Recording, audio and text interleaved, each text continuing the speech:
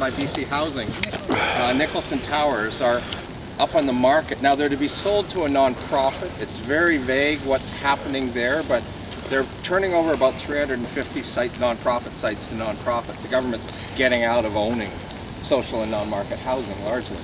But what nobody knows what the future of this holds. But when you look at it and you look at what happened at Little Mountain, you have to assume that demolition and redevelopment is going to be part of the plan, because it's way too valuable a piece of property for that not to happen.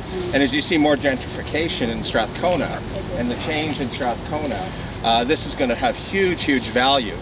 And the question over the next few months is going to be, what does that look like? So it could well be that in a couple of years this place is going to be leveled. And then the increased homelessness in Vancouver.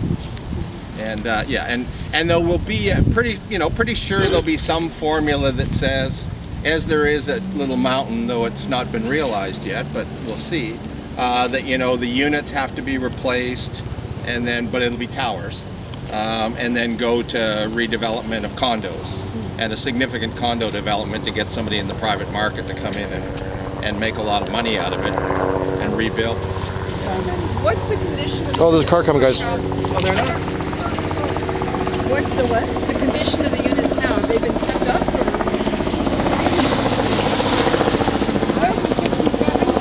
Yeah, they've been redone at least once or twice. I know, I couldn't believe it. The fences, garden. Well, the one thing they do too, a lot of it's refugee housing now. But the thing they do here that just doesn't ever get built now, as I said, there's lots of 3 and 4 bedrooms and some 5 bedrooms, and you just don't see that in terms of non-market housing anymore. People just don't build it. We did one with the Lorry Trail. Yeah. Down on But in terms of any volume, I know in my office, and I'm not talking about people who are at the very low end, but I probably get more people come into my office, which is at Nanaimo and Hastings, about housing, and it's families with kids who have modest incomes, $40,000, $50,000 a year family incomes, and they cannot find a place to live for them and their kids, and if they do find a place that's appropriate, they can't afford it. So they're looking out, and they're moving out of the city, and they're heading to Maple Ridge, or they're heading across the bridge.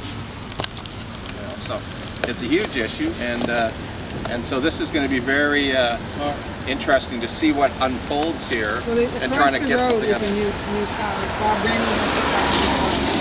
There's a whole bunch of redevelopment planned. This area is getting close. You're seeing what's happening around the Waldorf. They're building down from there down to Clark, and that will just match up. So this is all part of the redevelopment of the city. The city is incredibly valuable.